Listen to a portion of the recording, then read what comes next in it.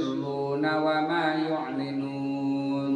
La jaroma, tidak ada apa-apa, tidak ada keraguan, annallaha, bahwasanya Allah itu ya'lamu, mengetahui, ma yusirruna, apa yang mereka rahasiakan, wa ma yu'linuna, dan apa yang mereka lahirkan terang-terangan. Artinya memang benar Allah mengetahui apa yang mereka rahasiakan dan apa yang mereka lahirkan. Dia merahasiakan di dalamnya, walaupun dia mengangguk-angguk ya, pada dasarnya dia dalam hatinya bertentangan, Allah memang kagak ada atau kiamat mah nggak ada, ya kan? Dia rahasiakan itu. Percaya nggak akan terjadi hari akhir, hari kiamat? Percaya, ya kan? Padahal dalam hatinya mah ingkar dia. Oh, bodo amat tuh, gua kagak percaya kan gitu ya. Itu Allah tahu tuh, ya. Apa yang tersembunyi, apa yang dikatakan oleh hatinya itu, dia tahu. Karena tetapi orang yang biasa menyembunyikan sesuatu itu pada suatu ketika biasanya itu terbuka gitu ya. Sepandai-pandainya tupai melompat, pasti satu saat terjatuh juga. Orang yang rapi banget menyimpan rahasia, pada satu ketika biasanya keceplosan juga itu ya. Itu ibarat begitu. Jadi kalau bisa memang orang itu kalau memang kebiasaannya memang baik-baik aja, nggak ada yang dirahasiakan, nggak ada yang disimpan, itu aman ya. Tapi kalau orang masih banyak menyimpan ya, banyak menyimpan rahasia, itu ada repot. Itu artinya memang kita salah ya. Orang kalau benar tuh ya, terbebas hatinya, nggak ada yang dirahasiakan, maksudnya keburukan gitu loh ya. Kan ada orang begitu, tugasnya sehari-hari bohong mulu ya kan. Buat ngilangin bohong itu bikin bohong yang baru lagi, bikin lagi dia ya kan. Akhirnya bohong ini wah takut ketahuan nih, bikin lagi yang baru lagi, terus begitu. Jadi nggak berhenti dia ya. Kalau orang kebiasaan bohong itu biasanya itu begitu.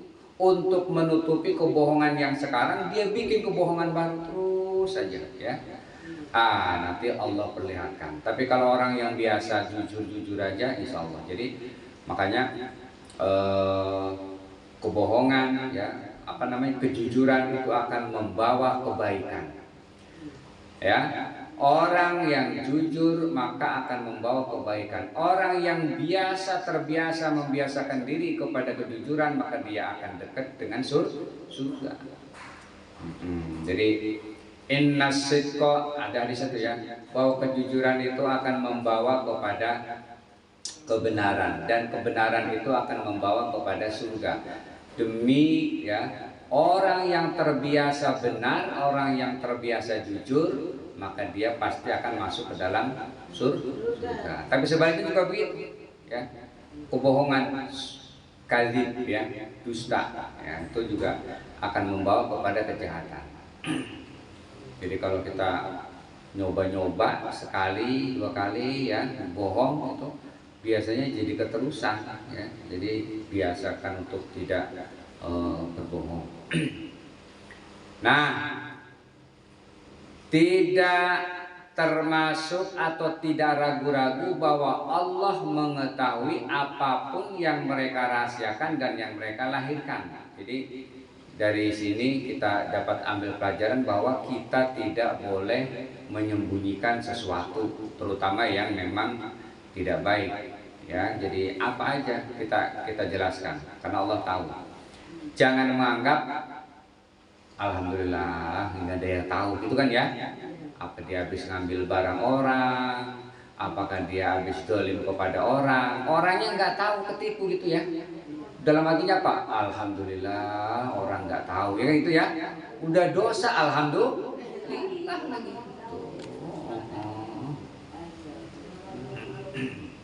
Padahal saat Sayyidina Abu Bakar bersama Nabi ketika di Jabal Thur itu begitu. La tahzan innallaha ma'ana, jangan sedih, Allah bersama kita. Kalau kita berdua, kata Nabi, Allah yang ketiga. Kalau kita bertiga, Allah yang keempat. Kalau kita berempat, Allah lah yang kelima. Itu selalu ada, ya, disaksikan. Begitu. Jadi nggak takut lagi. Padahal itu hampir aja ketahuan itu. Ya. Kalau yang cerita-cerita sampai guanya terus ada laba-laba segala macam itu ya, yaitu ilustrasi manusia aja ya. Aturan mah nggak gambarin begitu, enggak ya. Itu mah ulama mungkin yang ngarang ditambahin. Selama itu karangannya itu nggak menyimpang, tidak sampai meragukan dalam akidahnya, ya silahkan aja ya.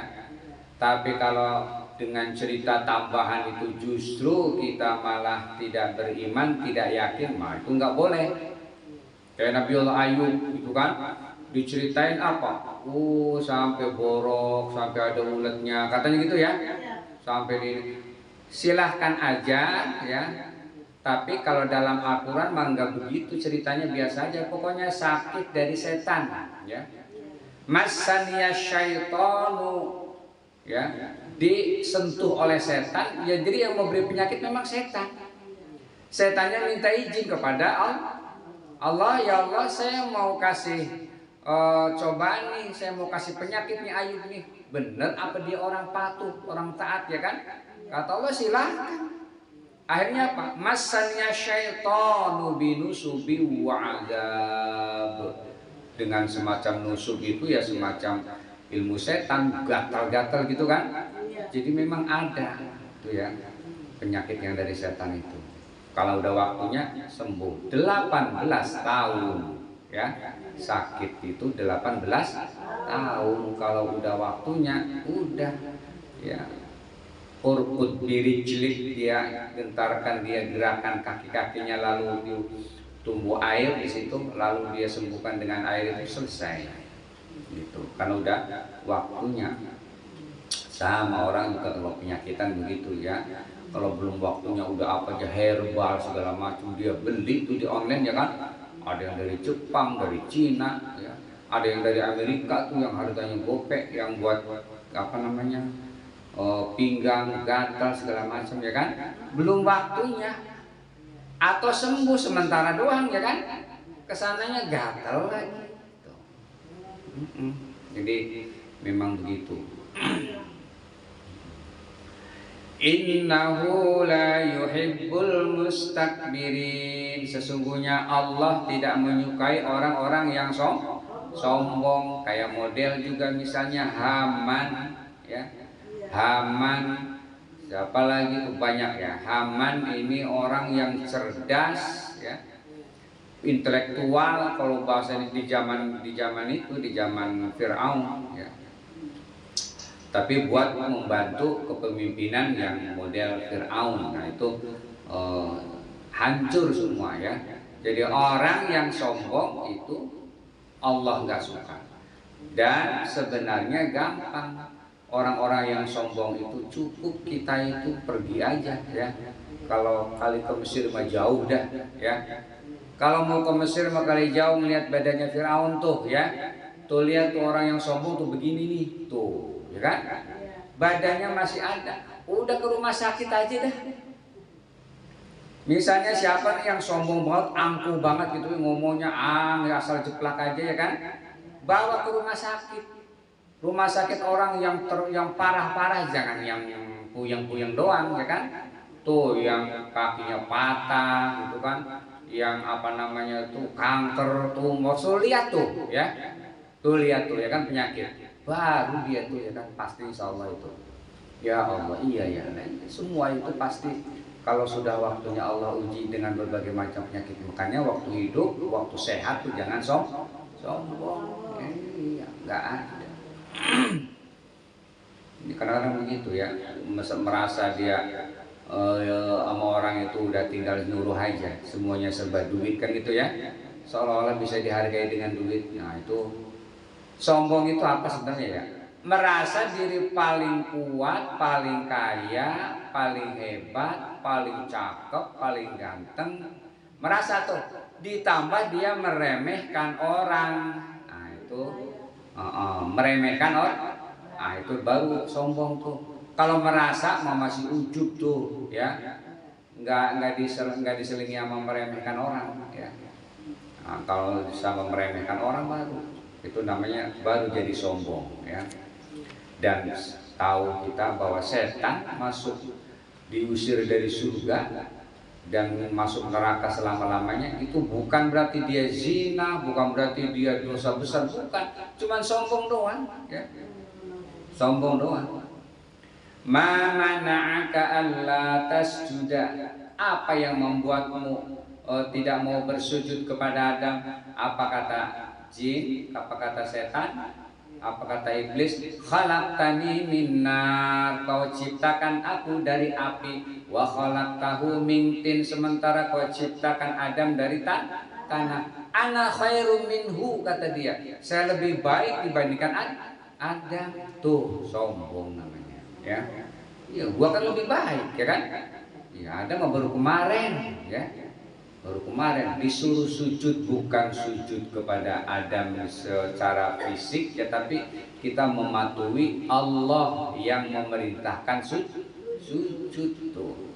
Dia hampir setara dengan malaikat tuh, jin ya.